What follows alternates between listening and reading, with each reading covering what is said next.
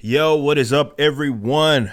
I know I haven't been doing many videos. I haven't been streaming. I told y'all that. Certainly once we started our fulfillment process, I was not going to be able to stream and do a bunch of videos because I am working, getting some orders packed and working actually in our warehouse. Now, I thank you all. I mean, so many folks since, of course, we started it last week or the week before, whatever it was. I guess it's technically entering into the third week of fulfillment, and after 2 weeks seeing people post their reviews, pictures, and all that, we're getting mostly positive reviews. Of course, I don't expect everybody to enjoy every single aspect of everything it is that I release, but most of the reception has been positive. I'm glad you guys, because I certainly did it for the audience, are enjoying this, and so many people are already asking us about Isom too, so thank you all.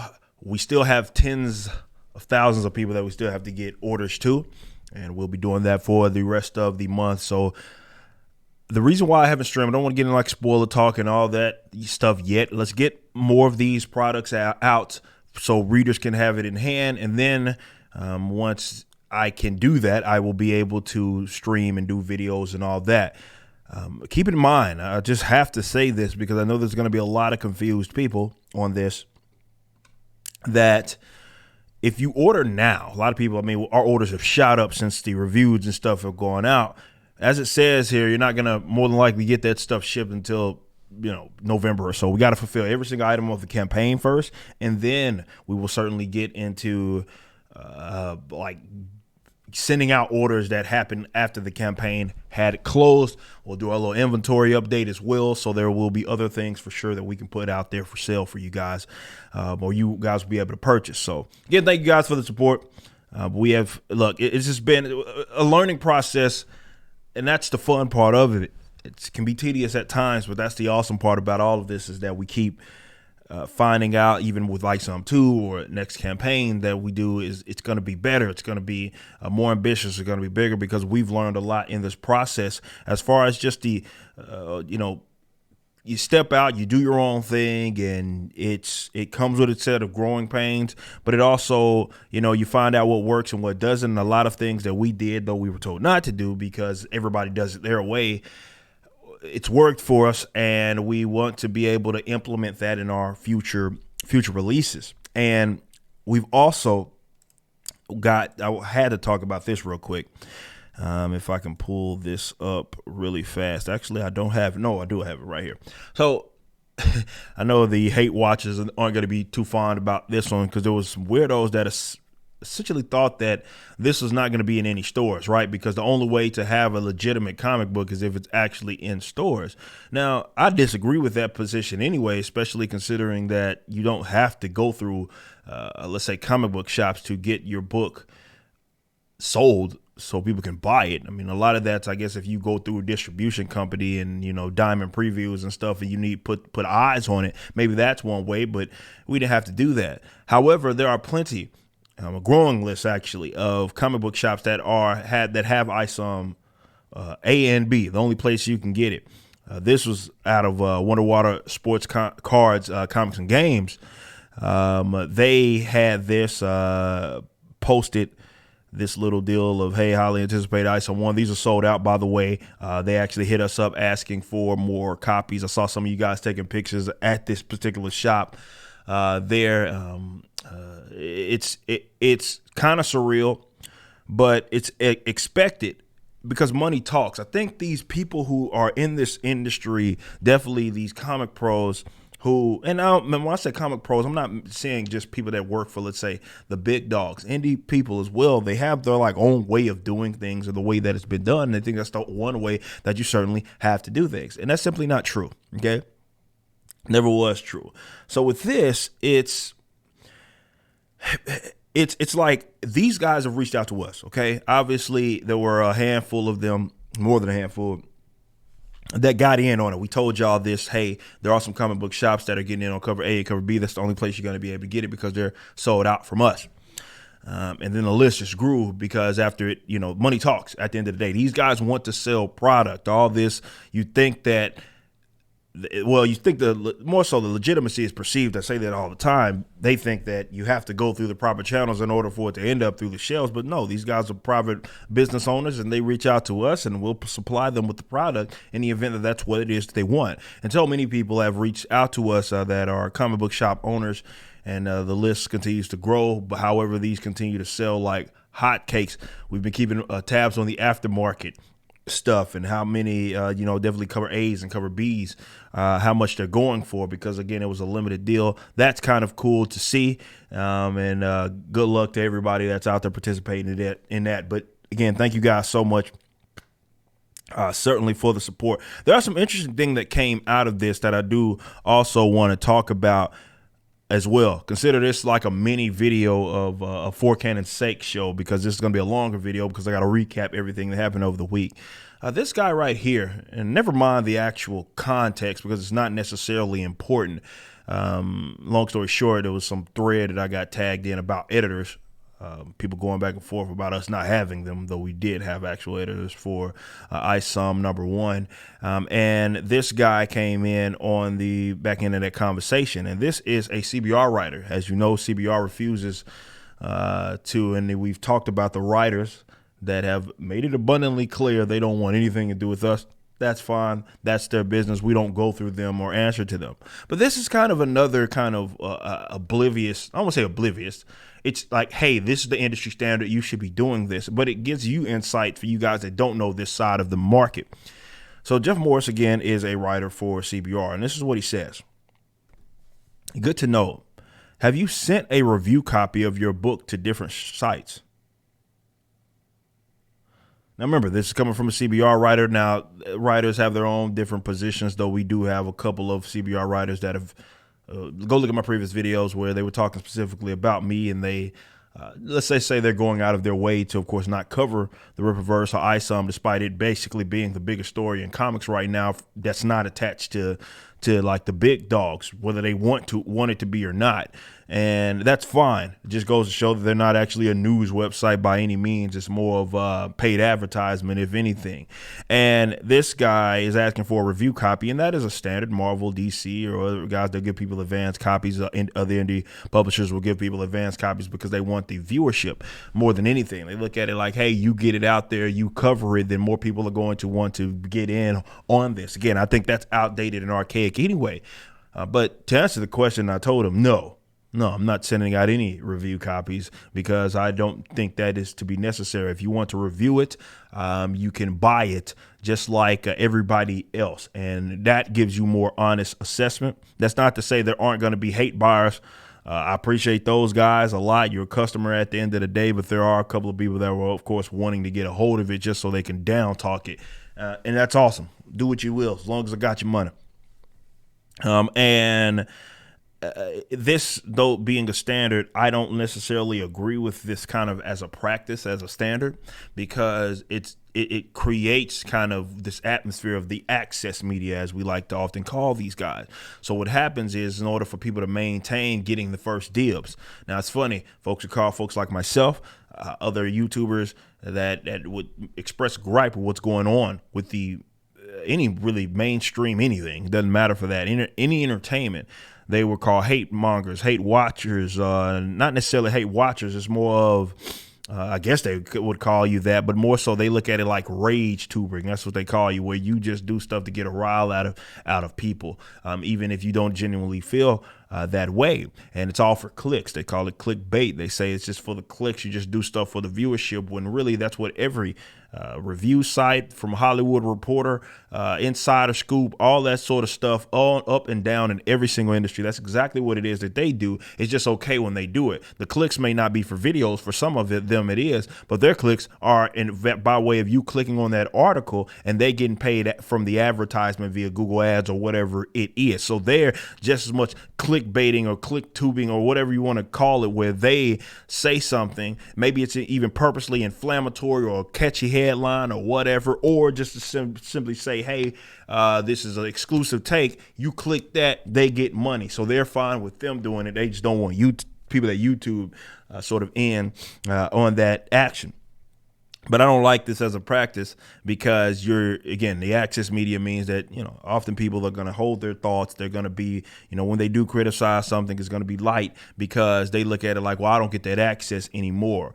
I'm not interested in ever participating in this. And big shout out to people that you guys do deem as my colleagues, if you will, from everybody that has been covering this, from the team over there at Geeks and Gamers, from, by the way, Razor Fist. Big shout out to you. You did a great video talking about everything, and another follow-up video to the Iron Age deal. Of course, I agree with you wholeheartedly on everything it is that you're saying. But everybody that got a copy of Isom bought it. They bought it. They bought it. Like people that were making review, like unboxing video, they bought it. People that are from Jeremy from Geeks and Gamers, Ryan, as well, like Steph, everybody on that side, certainly of the internet, all these other people that are in the YouTube space, they bought it. That's how they got the copy, and they reviewed it, and whatever they gave the review, that was on them. I didn't have to, hey man, co-sign my stuff. Never did that. Never asked them to do that. And if they had their legitimate criticisms, they're free to have that. I expect them to be honest with this work. But it goes to show what the industry certainly all is about. Now, speaking of, I got to, of course, touch in on this for you guys that don't know. Superman, son of Kal-El, is going to be ending on the 18th issue. I think they're about to be on issue 16, if I'm not mistaken. Basically, it's canceled.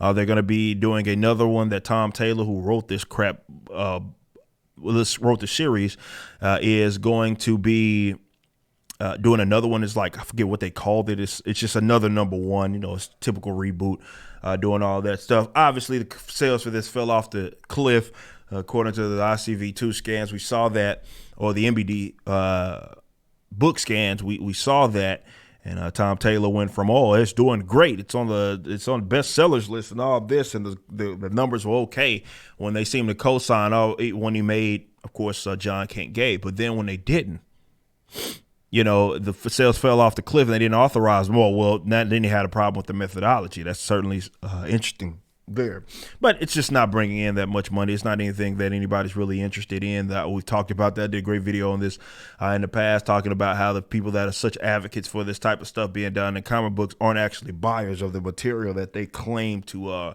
like so much and retweet and think it's the greatest thing ever. They pirate it. They don't actually buy that material, and that's kind of how they operate. Now, as far as the reason why I wanted to speak on this is mainly because Gabe El Taib came from that project before he got on Isom, and of course doing Truth, Justice, and the American Way. So it was a big time thing that he had to leap there when he decided that he wanted to step away kind of from what was going down with DC. Of course, he is being a part of our projects. Will be part of Isom #2, and big shout out to him and everything it is that he's been able to do. But of course, I had to mention that because it's just another example, dudes. Like, if I could offer you guys any more advice, I did a great post kind of talking about this, and that you don't do material to get approval from your peers if you are in entertainment. I've seen this mistake be made by so many people, be it in the music as well as what's happening in comics. Like, that's not to say that your peers and their input is completely useless. That's not what it is that I'm saying. They may have something to offer that is of great benefit to you. But if you do stuff to actually impress them, that does not equal sales. That does not equal that people are going to be interested in your product, because often peers see things through a completely different level. Some of it's like, well, this is the way that we've been doing things. They see things through a different lens, and they'll be very, very nitpicky. And you guys know this, definitely for those of you who perform metal music, everybody knows the little metal snob and elitist. Everybody knows that guy. And if you want to do work to impress them, that doesn't matter, because at the end of the day, that doesn't mean that the customers are going to be interested. So you can impress, you get a pat on the back, you can get all the retweets. Hey guys, you did something so bold and brave, like they did with the Son of Kal-El thing, because immediately, so once they turned him gay, Tom Taylor is wearing rainbow S on his chest, because obviously that's exactly why it is that they did it.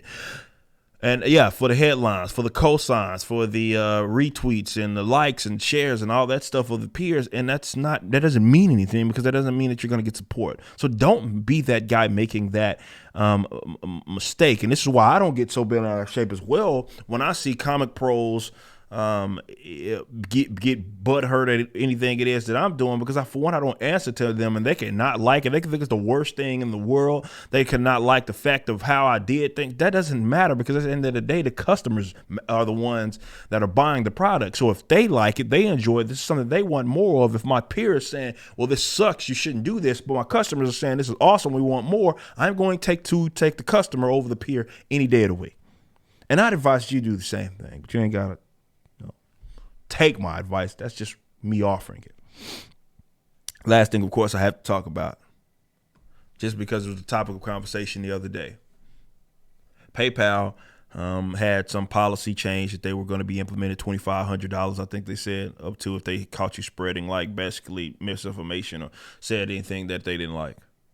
Of course, that got a lot of people to cancel their accounts. And I've been telling y'all about this piece of crap company in my experience.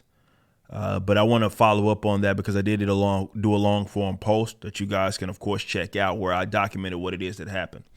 So let me give just you a quick rundown. July the 11th, after much consideration, even though I didn't want to do it, I did it. Because it was a big request from the international customers, more specifically, because of the flexibility that PayPal allows, be it with the international customers. And how they're able to pay this. They can pay in portions and all that sort of stuff, things that PayPal offer them, and they like to do that. Therefore, we had it as a means of, let's say, payment processing. I took polls, I did everything, and people decided that that's what they really wanted. So we did that, and as the first day rolled in and ended, we had so much money in that PayPal account because so many people had purchased it, and they put a hold on it essentially. And I tried to work on it behind the scenes, and then they came out basically extending it on the 27th of July. And we had by then already closed out after they did the initial hold. I was like, all right, we cannot have this as a processor. And that's when I went public with it and did those videos. But I was like, we're cutting these guys off. You cannot use PayPal as a processor. But I believe it was on the 27th, if I'm not mistaken, of July. So this is well after we had stopped the payments. And obviously after the fact that we had collected that money, or what they had collected it, let's say took people's money via PayPal. They said on a 60-day rolling period that I would finally get access to 100% of the transactions, 100%. Now you had crackheads, my hate watchers. They loved this because they thought, oh, well, he didn't read terms of service. He violated terms of service, pre-sales, all this other stuff they were completely wrong about. None of that had anything to do with as far as why they actually held it. They basically held it just because out of random. It was more of, well, it was not, let's say not say random. It's more, hey, you got an influx of money that came in, even though this isn't a new account, even though this isn't the first time you've been dealing with big money. It's a lot that happened in a short period of time, and therefore we want to make sure there's no fraud. However, it was proven to them that there was no fraud or anything going on, and the money should have been immediately released, and they didn't. So they said they put it on a 60-day reserve in case of chargebacks or whatever other nonsense that they think that might happen within that window. Okay. My lawyers and I had a great discussion about this. They said it can get rather expensive to pursue them, but they're ready to go. But they thought we should have waited the 60 days out, just considering weighing the pros and cons. So we did that. 60 days came up. So that would have been in the end of the last month. So end of September, it would have came up. Then we still had no access to the money. They said on the 61st day, basically on that first day that you took payment, on that 61st day, you receive 100% of that payment. And then on the second day, same thing. So basically over a rolling period. So it would have only been like a week and some change, maybe, of us for having to get the almost $3 million that they had out of our account. Okay. And they did not release any of it. They still had the entire thing on hold, even though the book was even in the hands of customers. And we didn't have really any disputes or anything outside of that. There was very few of those that we had. You're going to have one or two confused people. It happens. Look, when you're dealing with literally tens of thousands of transactions, there's obviously going to be one or two people that, hey, I had an error, bank error, all this other stuff, whatever. But it was basically non-existent. It was a completely legitimate business practice, and they never released the money. So at this point, we're like, okay, that's the game they want to play. Let's get to it. So me and my lawyer started to put, sending letters, making letters, as well as, me calling them, hitting them up, saying what's up, all that stuff, the sort of stuff I told y'all, cussed out a bunch of Indians, all that kind of stuff. So after about a day or so, when I posted about it and I gave you guys the initial update that I still didn't have the money, they stealth released 600,000 of it. However, what they tried to do was say that basically, so 50% of it they still had roughly. So about 600,000 so that I got. So this is the first transaction, if you look at this deal right here, that I ended up getting. Okay. So over $600,000. So they gave it to me earlier in that, or it was finally released that day of October the 5th. Okay. However, if you actually look at this, that's not the entire amount. $1.2 million is more so, almost 1.3. I think it was 1.29 was what it was. And so I'm like, wait a minute. I didn't ask for half of it. I asked for the entire thing. So they were released 1,000. They released 1,000 here or something like. I'm like, no, I need the entire junk. But what they tried to do, as I documented right here, is that they tried to hold that 50%, and then they were gonna hold it for another 90 days, as it says right now. For example, 10% of the total transactions you receive will be held at the end of the first day and will be released on the 3rd of January. So they released half of it. I took it out of the account immediately. And then they released that they held the rest of it. So over 600,000, and we're not going to plan. They put it on another rolling day period, but not this time, not 60 days, 90 days. So even though in the initial message center that I got, as we talked about, it says 100% of the total transactions. It doesn't say 50%. It says regardless of the 61st day, you're going to start getting all your money, 100% of those total transactions. So what is this? Obviously, this is the last straw. Now, we went and got to the real on that. And what we soon found out yet again is that they stealth edited. They didn't give us an update. I didn't get an email. There was nothing in the message center. But I noticed as logging into my PayPal later that day on the 5th, after I'd had those conversations, after we had started putting boots on the ground, we got 600,000, the other 600,000 some release. So I had no money on hold at all. Obviously, again, transferred the money immediately. It might have been a 4th. It might have been the day before it got released the next day, something like that. So maybe this is the 4th. But basically, it was that same day. It might have been the day before. If I'm not mistaken, it was the day before. It was maybe the 4th, where I got early in the day one half, and the latter half of the day going into the next day, I got the other off a stealth edit. Didn't admit fault, didn't show.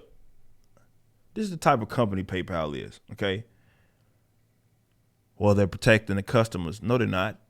What they're doing is, and it's grimy, they're sitting on that money and they're collecting interest on it. Now, you can imagine on $1.2 million how much money I could have got. Reinvestments that I could have had made. It was some stuff that with the rip reverse that had to be put on pause because I didn't have access to that money. Right? I had access to other, but I didn't have access to that money. So you look at that. That's what they were doing. And they tried to get away with it, right? And that's why they just stealth edited it. Just a push a button. Okay, well, now he's pursuing legal action. We need to get this situated.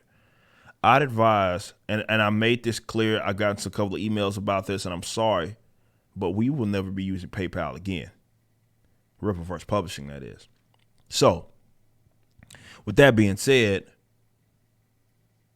for my international folks, and I told y'all this, definitely going for future material. I'm sorry for the guys that live in these funky countries. We have to find you another alternative, right? Obviously, I have numerous other processors. We've had no problems out of any other processors that we use. Is what counting them all, including our direct processor on our website. It's like 4 other processors that are being used for payments. None of them gave us problems, and the money was released immediately. PayPal was the only company that held the funds. Reserve. It wasn't a standard hold. It was a reserve. Okay? So keep that in mind. When operating forward, I'd advise that you don't, especially small business owners, because you can imagine let's assume that PayPal was the only business or only processing company that we use. Could you imagine that? They do all these videos and tweets and stuff. Oh, we don't care so much about small business. If I went through and they put a reserve on my account when it came to shipping supplies and all that sort of stuff, which, you know, shipping supplies cost money, and in the shipment that you pay for, the shipping that you pay for, that's included in those funds that they're holding, right? So I wouldn't I paying for the postage, right? You know, we're going to enter on an upward of almost $500,000 for postage alone. $500,000 on postage is what we're looking at. So I wouldn't have had access to that if I went through them as the only processor, and I just would have been screwed. All you guys would have been waiting for material. It would have been very difficult. I probably would have had to take out a loan of some sort or something to try to get this out, right?